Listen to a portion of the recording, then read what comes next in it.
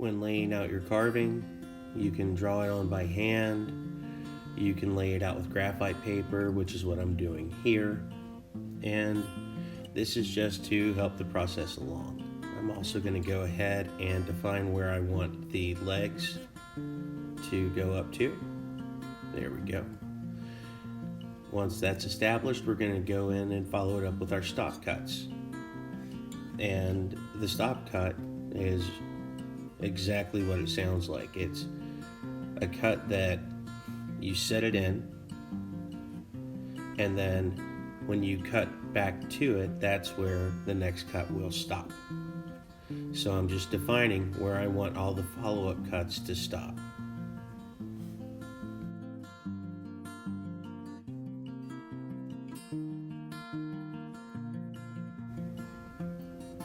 As I'm laying out these stop cuts, I'm trying to use the tools that naturally fit the contour of the bear. It helps in establishing the stop cuts. It cuts down on the number of cuts overall when you're laying this out, and you're allowing the tool to do the work for you.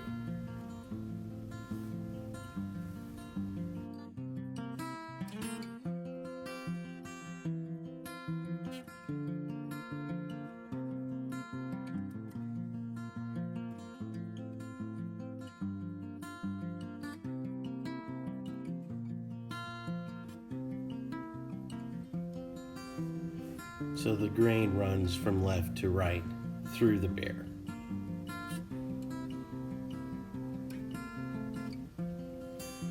With our stop cuts established, now we go to a gouge to start removing everything that's not the bear. We're not going deep, fairly shallow cuts, maybe at most 3 millimeters at the deepest. Could be more. This yellow pine, though,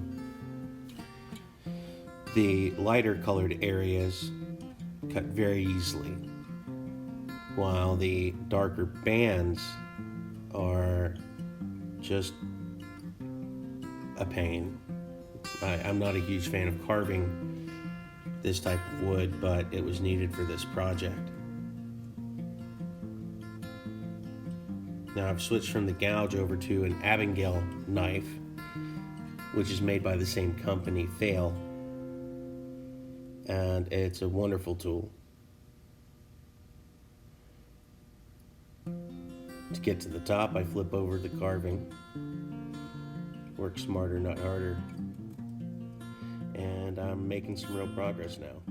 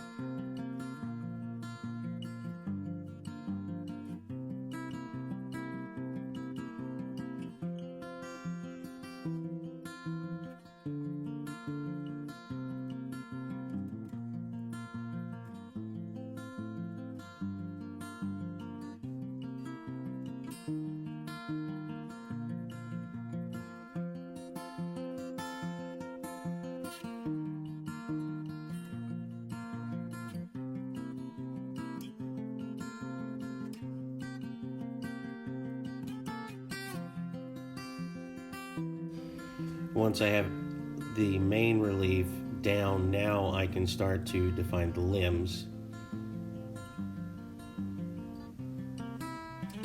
I start with a simple V tool, and I'll follow up. The blue is to designate which will be the farthest away. I'm going in, removing that excess material. Not a lot, just enough to establish a difference. It's not going to take a lot to establish the different layers for how we're doing this carving. The rounding that I'm doing on the legs, I'm not rounding the entire leg, just the edge. Just giving the impression of it being rounded over.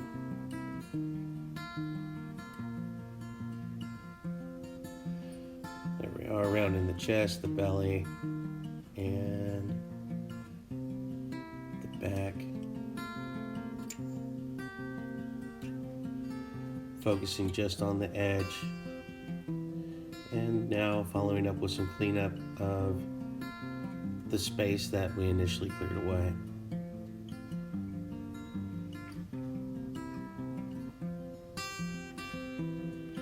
Use a finishing pad to clean off just the extra fibers, and the dust from that also settles in on the bear, which helps me. It shows me where I need to add more definition and to clean up. So if there were any tear outs versus clean burnishing cuts, I'm going back over those to help make certain that the finished product shows clean burnishing cuts, not tear outs, not tearaways, because it's just sloppy.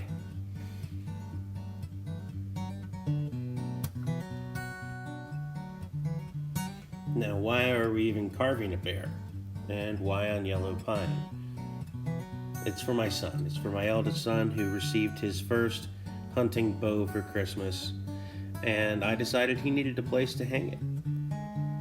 So I built a wall mount for him to hang it on, and this is the finishing piece. This is what helps to tie it all together. I'm using some Danish oil with walnut coloring to darken the wood.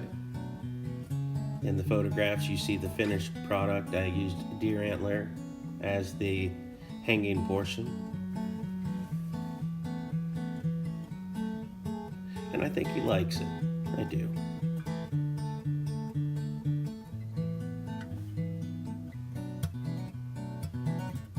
Thanks for watching.